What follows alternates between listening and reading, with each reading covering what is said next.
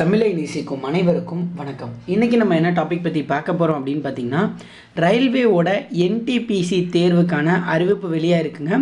So இந்த தேர்வுக்கு நம்ம எப்படி அப்ளை பண்ணுறது அப்படிங்கிறத பற்றி தான் இன்றைக்கி நம்ம இந்த வீடியோவில் தெளிவாக பார்க்க போகிறோம். இந்த வீடியோ உங்களுக்கு பிடிச்சிருந்தால் மறக்காமல் லைக் பண்ணுங்கள். இந்த வீடியோவை உங்கள் ஃப்ரெண்ட்ஸ் அண்ட் ஃபேமிலி கூடயும் ஷேர் பண்ணுங்கள். வீடியோவோட முடிவில் ஒருவேளை நம்ம சேனல் உங்களுக்கு பிடிச்சிருந்தால் மட்டும் தவறாமல் சப்ஸ்கிரைப் பண்ணுங்கள். ஓகே, ஸோ கீழே டிஸ்கிரிப்ஷனில் ஆர்ஆர்பி சென்னையோட அஃபீஷியல் வெப்சைட் லிங்க் கொடுத்துருக்கேங்க. அந்த லிங்க்கை கிளிக் பண்ணி அந்த வெப்சைட்டுக்குள்ளே வந்துடுங்க. ஸோ வந்தீங்கன்னா இந்த பேஜ் தான் உங்களுக்கு முதல்ல ஓப்பன் ஆகிருக்கும்.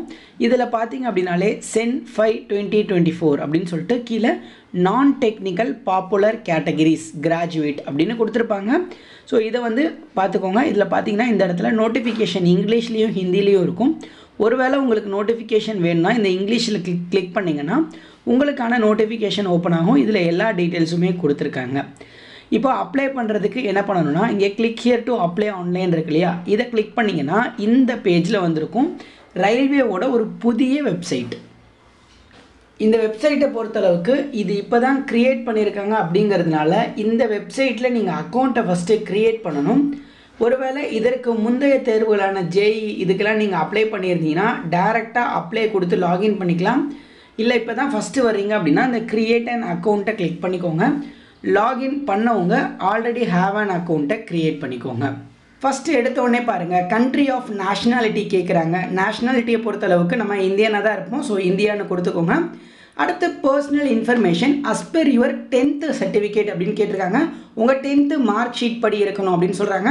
ஸோ ஃபஸ்ட்டு உங்களோட ஃபர்ஸ்ட் நேம் கேட்டிருக்காங்க. உங்களோட 10th மார்க் ஷீட்டில் உங்கள் நேம் ஃபுல் நேம் எப்படி இருக்கோ அதே மாதிரி கொடுத்துக்கோங்க. அதே நேமை இந்த பக்கம் ரீடைப் பண்ணிக்கோங்க. அதாவது இங்கே என்ன கொடுத்தீங்களோ அதே பேர் இந்த பக்கமும் ரீடைப் பண்ணிக்கோங்க. ஸோ அடுத்து இந்த இடத்துல பாருங்கள், டேட் ஆஃப் பர்த் கேட்டிருக்காங்க. உங்களோட டேட் ஆஃப் பர்த்தை கொடுத்துக்கோங்க. ஃபஸ்ட்டு இயர் செலக்ட் பண்ணிக்கோங்க. ஸோ எந்த வருஷம் பிறந்தீங்களோ அந்த வருஷம், எந்த மாதம் பிறந்தீங்க அப்படின்னு பார்த்துக்கோங்க. ஸோ எந்த மாதமோ அந்த மாதம், அதுக்கப்புறம் எந்த தேதி, இதை கரெக்டாக பார்த்து கொடுத்துக்கோங்க.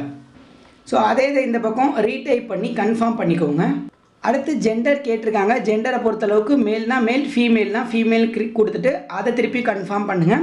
அடுத்து உங்களோட ஃபாதர்ஸ் நேம் கேட்டிருக்காங்க. ஸோ இந்த ஃபாதர்ஸ் நேமே உங்கள் 10th மார்க் ஷீட்டோ இல்லை உங்கள் ஸ்கூல் டிசிலேயோ எப்படி இருக்கோ அதே மாதிரி தான் கொடுக்கணும். அதே மாதிரி கொடுத்துக்கோங்க.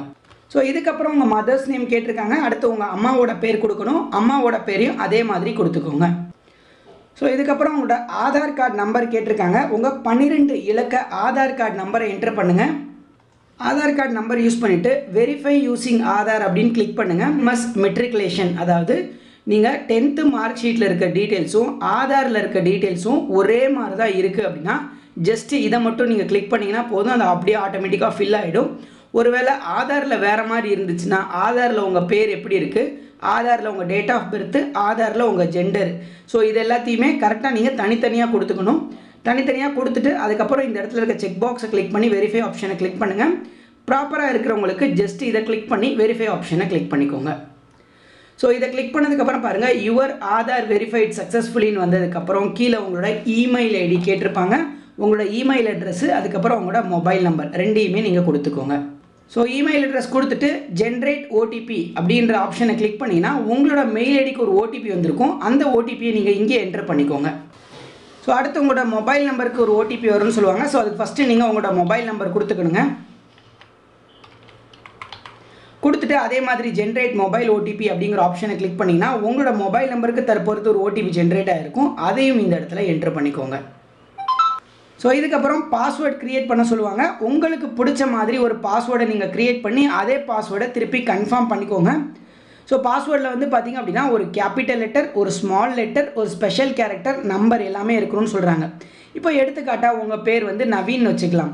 நீங்கள் வந்து 2000 பிறந்திருக்கீங்க அப்படின்னா naveen.2000, சரி, naveen.2000, naveen@2000, இந்த மாதிரி உங்களுக்கு பிடிச்ச மாதிரி ஒரு பாஸ்வேர்டை க்ரியேட் பண்ணுங்கள். ஸோ பாஸ்வேர்டு எல்லாமே ப்ராப்பராக க்ரியேட் பண்ணிட்டீங்க அப்படின்னா இந்த இடத்துல ஒரு கேப்சா கோடு இருக்கும். ஸோ அந்த கேப்சா கோடில் என்ன நம்பர் கொடுத்துருக்காங்களோ அந்த நம்பரை அப்படியே கொடுத்துட்டு preview and create and account அப்படின்னு கொடுத்துக்கோங்க. ஸோ எல்லாமே ப்ராப்பராக கொடுத்துட்டு கீழே preview and create and account இருக்கு இல்லையா, இந்த ஆப்ஷனை கிளிக் பண்ணிங்க அப்படின்னா உங்களுக்கான அக்கௌண்ட் டீட்டெயில்ஸ் வரும். ஸோ இந்த அக்கௌண்ட் டீட்டெயில்ஸ் கரெக்டாக இருக்கா அப்படின்னு ஒரு தடவை ரீசெக் பண்ணிக்கோங்க. ஒருவேளை கரெக்டாக இருந்துச்சுன்னா இந்த செக் பாக்ஸை கிளிக் பண்ணிவிட்டு கிரியேட் அண்ட் அக்கௌண்ட் அப்படின்னு கொடுத்துக்கோங்க. ஸோ இதுக்கப்புறம் இந்த அக்கௌண்ட்டை மாடிஃபை பண்ண முடியாது, இமெயில் அட்ரஸ், மொபைல் நம்பர் எதையுமே மாடிஃபை பண்ண முடியாது. ஸோ அதனால் மறுபடியும் ஒரு தடவை எல்லாமே ப்ராப்பராக இருக்கான்னு பார்த்துட்டு அதுக்கப்புறம் இந்த ப்ரொசீட் ஆப்ஷனை கிளிக் பண்ணுங்கள். யூசர் கிரியேட்டட் சக்ஸஸ்ஃபுல்லின்னு வந்துடும். இப்போ அக்கௌண்ட் இருக்கவங்க சைன்இன் இன்டு யுவர் அக்கௌண்ட் அப்படின்னு கொடுத்து அதே மாதிரி உங்களோட ID and email ID and password plus இங்கே கொடுத்துருக்க கேப்சா இதெல்லாம் கொடுத்து லாகின் பண்ணி. ஸோ இப்போ லாகின் பண்ணிங்கன்னா இந்த மாதிரி ஜென்ரல் இன்ஸ்ட்ரக்ஷன்ஸ் பேஜில் வந்திருப்பீங்க. இதில் பார்த்தீங்கன்னா ஆன்லைன் அப்ளிகேஷன் அப்படிங்கிற ஆப்ஷனை கிளிக் பண்ணிக்கோங்க. கிளிக் பண்ணிங்க அப்படின்னா இந்த மாதிரி எல்லா பேஜுமே வந்துருக்கும், பேராமெடிக்கல் இந்த மாதிரி இருக்கும். இப்போ இந்த பேஜில் வந்திருப்பீங்க. இதில் நம்ம நான் டெக்னிக்கல் கேட்டகிரிக்கு தான் அப்ளை பண்ண போகிறோம், என்டிபிசி. ஸோ இதில் பாருங்கள், இந்த இடத்துல select the RRB for you which to apply அப்படின்னு கொடுத்துருப்பாங்க. ஸோ இதில் நம்ம ஆர்ஆர்பி சென்னைக்கு தான் அப்ளை பண்ண போகிறதுனால சென்னைன்னு கொடுத்துட்டு கீழே இந்த இடத்துல இருக்க ஒரு செக் பாக்ஸ் இருக்கு இல்லையா, அதை கிளிக் பண்ணி நெக்ஸ்ட் ஆப்ஷனை கிளிக் பண்ணுங்கள். ஸோ இதை நீங்கள் கொடுத்தீங்க அப்படின்னா உங்களோட ப்ரீவியஸ் டேட்டாவிலேருந்து சில டீட்டெயில்ஸை அவங்க எடுத்திருப்பாங்க. ஸோ அதை தவிர்த்து மற்ற டீட்டெயில்ஸ்லாம் மட்டும் நீங்கள் ஃபில் பண்ணால் போதும். அதாவது உங்களோட date of birth, full name, அம்மா அப்பா பேர்லாம் ஆட்டோமேட்டிக்காக வந்திருக்கும். அதை நீங்கள் எதுவுமே பண்ண முடியாது. ஸோ அதெல்லாம் விட்டுட்டு இந்த இடத்துல கீழே பாருங்கள் மதர் டங்க் அப்படின்னு இருக்கும். ஸோ இதில் வந்து நீங்கள் தாய்மொழி வந்து தமிழாக இருந்தால் தமிழ்னு கொடுத்துட்டு choice for language of examination அப்படின்னு இருக்கு. இதில் வந்து நீங்கள் தமிழில் தேர்வு எழுதுனா நீங்கள் தமிழை சூஸ் பண்ணுங்கள், இங்கிலீஷில் எழுதுனா இங்கிலீஷை சூஸ் பண்ணிக்கோங்க. அடுத்து உங்களோட permanent mark identification mark, permanent visible identification mark 2 இதெல்லாம் வந்து பார்த்திங்கன்னா ரிஜிஸ்ட்ரேஷன் டீட்டெயில்ஸில் வந்திருக்கும். அதோட டீட்டெயில்ஸ் அப்படியே ஆட்டோமேட்டிக்காக ஃபில் ஆகிருக்கும். ஸோ அதனால் நீங்கள் அதெல்லாம் ஃபில் பண்ண தேவையில்லை. அடுத்து உங்களோட கம்யூனிட்டி டீட்டெயில்ஸ் கேட்டிருக்காங்க. ஸோ அதை கம்யூனிட்டி டீட்டெயில்ஸை பொறுத்தளவுக்கு ஃபஸ்ட்டு நீங்கள் என்ன கேஸ்ட் அப்படின்னு சூஸ் பண்ணிக்கோங்க, பிசியா எம்பிசியா என்னன்னு கொடுத்துக்கோங்க.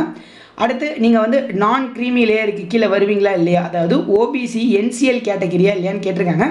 உங்களோட ஓபிசி சர்டிஃபிகேட் எடுத்து ஸோ அதில் நீங்கள் என்சிஎலா இல்லையான்னு கொடுத்துக்கோங்க. அடுத்து உங்களோட ஓபிசி சர்டிஃபிகேட் நம்பர் கேட்டிருக்காங்க. உங்களோட ஓபிசி சர்டிஃபிகேட் நம்பரை நீங்கள் கொடுத்துக்கோங்க.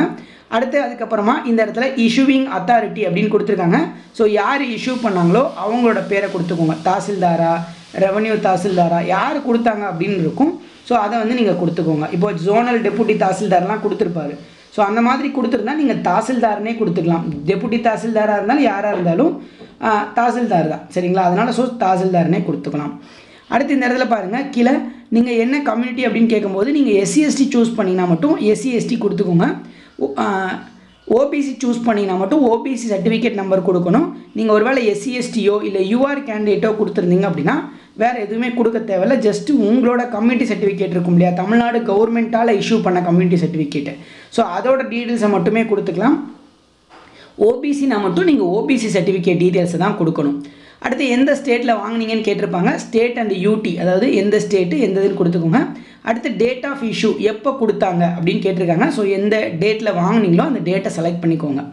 அடுத்து உங்களோட போஸ்டல் அட்ரஸ் டீட்டெயில்ஸ் கேட்டிருக்காங்க. அதாவது உங்களோட கம்யூனிகேஷன் அட்ரஸ்ஸு, அதில் உங்களோட கம்யூனிகேஷன் அட்ரஸை பொறுத்தளவுக்கு எந்த டிஸ்ட்ரிக்கு, எந்த ஸ்டேட்டு, என்ன அட்ரஸ்ஸு அப்படிங்கிற டீட்டெயில்ஸை நீங்கள் ப்ராப்பராக கொடுங்க. அடுத்து பெர்மனண்ட் அட்ரஸ் டீட்டெயில்ஸ் கேட்டிருக்காங்க. அதாவது உங்களோட நிரந்தர முகவரி, இதை பொறுத்தளவுக்கு என்ன ஸ்டேட்டு, என்ன டிஸ்ட்ரிக்கு, உங்கள் அட்ரஸோட டீட்டெயில்ஸை இந்த மாதிரி ப்ராப்பராக கொடுத்துட்டு இந்த இடத்துல இருக்க கீழே இருக்க சேவ் ஆப்ஷன் இருக்கு இல்லையா, இதை மட்டும் ஜஸ்ட்டு கிளிக் பண்ணிங்கன்னா உங்களோட பர்சனல் டேட்டா வந்து சேவ் ஆகிடும். அடுத்து நெக்ஸ்ட் ஆப்ஷனை கொடுத்துக்கோங்க. ஸோ இதை கொடுத்ததுக்கப்புறம் இந்த இடத்துல அகெயின் வந்து டேட்டா ஃபெச் பண்ணணும்னு சொல்லுவாங்க. இதில் கொடுத்துட்டு ஆர் யூ அன் எக்ஸ் சர்வீஸ்மேனான்னு கேட்டிருக்காங்க. நீங்கள் ஒரு வேளை எக்ஸ் சர்வீஸ்மேனாக இருந்தால் எஸ் கொடுத்து அந்த எக்ஸ் சர்வீஸ்மேனுக்கான டிஃபென்ஸ் ஆர்மி டீட்டெயில்ஸ் எல்லாமே கொடுக்குற மாதிரி இருக்கும். அதாவது நீங்கள் டிஃபென்ஸ் சர்வீஸில் இருக்கீங்களா, என்ன ரேங்க்கு, எத்தனை நாளாக சர்வீஸில் இருக்கீங்க அப்படிங்கிற டீட்டெயில்ஸ்லாம் கொடுக்கணும். அடுத்து நீங்கள் திவாங் கேண்டிடேட்ஸா, அதாவது பிடபிள்யூடியான்னு கேட்டிருக்காங்க. பிடபிள்யூடியா இருந்தால் எஸ் கொடுத்து என்ன டிசாபிலிட்டி அப்படின்னு கொடுத்து டிசாபிலிட்டியோட சப் கேட்டகிரி, எத்தனை பர்சன்டேஜ் டிசாபிலிட்டி, பெர்மனன்ட் டிசாபிலிட்டியா, டெம்பரவரி டிசாபிலிட்டியா, PW certificate number, PW certificate issue date, இது எல்லாத்தையுமே ப்ராப்பராக கொடுக்குற மாதிரி இருக்கும். அடுத்து நீங்கள் எக்கனாமிக்கலி பேக்வேர்டு கிளாஸ் சர்டிஃபிகேட் ஹோல்டரான்னு கேட்டிருக்காங்க. ஸோ ஒருவேளை நீங்கள் எக்கனாமிக்கலி வீக்கர் செக்ஷனோட ஹோல்டராக இருந்தீங்க அப்படின்னா எஸ் கொடுங்க. எஸ் கொடுத்துட்டு அந்த டீட்டெயில்ஸ் சர்டிஃபிகேட் டீட்டெயில்ஸை கொடுங்க. அதே மாதிரி நீங்கள் வந்து ஒரு ரயில்வே எம்ப்ளாயா அப்படின்னு கேட்டிருக்காங்க. நீங்கள் ஒருவேளை ரயில்வே எம்ப்ளாயாக இருந்தால் எஸ் கொடுத்துட்டு எந்த கண்ட்ரோல் ஆஃபீஸர் கீழே என்ஓசி வாங்கியிருக்கீங்க, என்ன கேட்டகிரி, எந்த யூனிட்டில் ஒர்க் பண்ணுறீங்க அப்படிங்கிற டீட்டெயில்ஸ் கொடுக்கணும். அடுத்து கரண்ட் எம்ப்ளாய்மெண்ட் டீட்டெயில்ஸ் கேட்டிருக்காங்க. ஸோ இதை பொறுத்தளவுக்கு நீங்கள் பப்ளிக் செக்டார்லேயோ இல்லை சென்ட்ரல் கவர்மெண்ட்லேயோ ஸ்டேட் கவர்மெண்ட்லேயோ ஒர்க் பண்ணிங்கன்னா மட்டும் அந்த டீட்டெயில்ஸை கொடுங்க. ப்ரைவேட்டில் ஒர்க் பண்ணால் நாட் அப்ளிகபிள் அப்படின்னு கொடுத்துக்கோங்க. அடுத்து உங்களோட பேங்க் டீட்டெயில்ஸ் கேட்டிருக்காங்க. என்ன இதுனா இந்த பேங்க்குக்கு தான் பார்த்தீங்கன்னா அந்த அக்கௌண்ட் நம்பருக்கு இந்த பேங்க்குக்கு தான் பார்த்தீங்கன்னா அவங்க உங்களுக்கு ரிட்டர்ன் பேமெண்ட் போடுவாங்க. இப்போது 500 ரூபா நீங்கள் பே பண்ணுறீங்க ஓபிசி கேண்டிடேட் அப்படின்னா சரி 400 ரூபா வந்து உங்கள் அக்கௌண்ட்டில் அவங்க ரிட்டர்ன் பண்ணுவாங்க. அந்த ரிட்டர்ன் பண்ணுறதுக்காக இந்த நம்பர் கேட்டிருக்காங்க. ஸோ இது ரிட்டர்ன் பண்ணணும் அப்படின்னா ப்ராப்பராக நீங்கள் உங்களோட பேங்க் டீட்டெயில்ஸ் கொடுக்கணும். உங்களோட பேங்க் டீட்டெயில்ஸை ப்ராப்பராக கொடுத்துக்கோங்க. ஃபஸ்ட்டு உங்களோட பேங்க் அக்கௌண்ட் ஹோல்டர் நேம் கேட்டிருக்காங்க. உங்களோட பேங்க் அக்கௌண்ட் பாஸ்புக்கில் உங்கள் நேம் எப்படி இருக்கோ அதே மாதிரி கொடுத்துட்டு உங்களோட அக்கௌண்ட் நம்பர் கேட்டிருக்காங்க. ஸோ உங்களோட அக்கௌண்ட் நம்பரை கொடுத்துக்கோங்க. அடுத்து கீழே பார்த்தீங்கன்னா ஐஎஃப்எஸ்சி கோட் கேட்டிருக்காங்க. ஸோ இந்த இடத்துல உங்களோட ஐஎஃப்எஸ்சி கோடை கொடுங்க. ஐஎஃப்எஸ்சியை கொடுத்து கன்ஃபார்ம் அப்படின்ற ஆப்ஷனை கிளிக் பண்ணிங்க அப்படின்னா என்ன பேங்க்கு என்ன பிரான்ச்சோட அட்ரஸ் அப்படிங்கிறது டீட்டெயில்ஸ் வந்துடும். எல்லாமே கரெக்டானு பார்த்துட்டு சேவ் ஆப்ஷனை கொடுத்துட்டு நெக்ஸ்ட் ஆப்ஷனை கிளிக் பண்ணிக்கோங்க. ஸோ இதுக்கப்புறம் பார்த்தீங்க அப்படின்னா இந்த பேஜில் வந்திருப்பீங்க. இதில் பார்த்தீங்கன்னா உங்களோட எஜுகேஷனல் டாக்குமெண்ட் டீட்டெயில்ஸ் கேட்டிருப்பாங்க. ஸோ இப்போ ஃபஸ்ட் நம்ம 10th கொடுத்தாச்சு. அடுத்து 12th அல்லது டிகிரியோட டீட்டெயில்ஸ் கொடுக்கணும். இப்போ அடுத்து degree details bachelor degree select பண்ணிக்கோங்க. செலக்ட் பண்ணிவிட்டு என்ன டிசிப்ளினில் படிச்சிங்க அப்படின்னு கேட்டிருக்காங்க. ஸோ டிசிப்ளினை பொறுத்தளவுக்கு பேச்சுலர் டிகிரி தான். உங்களோட சப்ஸ்ட்ரீம் என்ன அப்படின்னு கேட்டிருக்காங்க. அதாவது பேச்சுலர் டிகிரியில் என்ன சப்ஸ்ட்ரீம் படிச்சிருக்கீங்க அப்படின்னு. ஸோ நீங்கள் என்ன படிச்சிருக்கீங்களோ அதோட டீட்டெயில்ஸ் கொடுத்துக்கோங்க. இப்போ நான் வந்து பிசிஏ முடிச்சிருக்கேன், பிசிஏன்னு கொடுத்துக்கிறேன். நீங்கள் அது மாதிரி ஏதாவது படிச்சிருந்தீங்கன்னா அந்த டீட்டெயில்ஸை ஃபில் பண்ணிக்கோங்க. ஸோ இந்த மாதிரி உங்கள் சப்ஸ்ட்ரீம் கொடுத்துட்டு இந்த இடத்துல ஸ்டேட் கேட்டிருப்பாங்க. ஸ்டேட்டை பொறுத்தளவுக்கு எந்த ஸ்டேட்டில் படிச்சிங்க, டிஸ்ட்ரிக்டை பொறுத்தளவுக்கு எந்த டிஸ்ட்ரிக்டில் படிச்சிங்க அப்படின்னு கேட்டிருக்காங்க. ஸோ டிஸ்ட்ரிக்ட் செலக்ட் பண்ணிக்கோங்க. காலேஜோட நேமு, ரிசல்ட், டிக்ளரேஷன் டேட் இதெல்லாமே கொடுக்கணும். ஸோ அதை கொடுத்ததுக்கப்புறம் do you have typing proficiency in English and Hindi on computer அப்படின்னு கேட்டிருக்காங்க. உங்களுக்கு டைப்பிங் தெரியும்னா எஸ் கொடுத்துக்கோங்க, இல்லைனா நோ கொடுத்துக்கோங்க. அடுத்து உங்களோட 10th மார்க் ஷீட்டை அப்லோட் பண்ண சொல்கிறாங்க. ஸோ அதுக்கு முன்னாடி இந்த டீட்டெயில்ஸ் நம்ம ஆட் பண்ணிக்கலாம். ஆட் அப்படின்னு கொடுத்தா உங்களோட பேச்சுலர் டிகிரி ஆட் ஆயிடுச்சு. இப்போ பார்த்தீங்கன்னா உங்களோட 10th மார்க் ஷீட்டை வந்து ஆட் பண்ண சொல்கிறாங்க. இந்த இடத்துல அப்லோட் டாக்குமெண்ட் அப்படின்னு இருக்குல்ல, இதை கிளிக் பண்ணி 500 கேபிக்குள்ளே இருக்கிற மாதிரி உங்கள் 10th மார்க் ஷீட்டை ஆட் பண்ணுங்கள். பாருங்கள் அப்லோட் கொடுத்துட்டிங்கன்னா அப்லோடட் சக்ஸஸ்ஃபுல்லி அப்படின்னு வந்துடும். ஸோ இந்த இடத்துல கீழே அடுத்து நெக்ஸ்ட் ஆப்ஷனை கிளிக் பண்ணிக்கோங்க அப்படின்னு ஒன்று இருக்கும். அதை கிளிக் பண்ணிக்கோங்க. கிளிக் பண்ணிங்க அப்படின்னா இந்த பேஜில் வந்திருப்பீங்க. இதில் பார்த்தீங்கன்னா உங்களோட ஃபோட்டோவை அப்லோட் பண்ண சொல்லியிருப்பாங்க. ஃபோட்டோவை பொறுத்தளவுக்கு 30லேருந்து 70 கேபிக்குள்ளே இருக்கணும் அப்படின்னு சொல்லுவாங்க.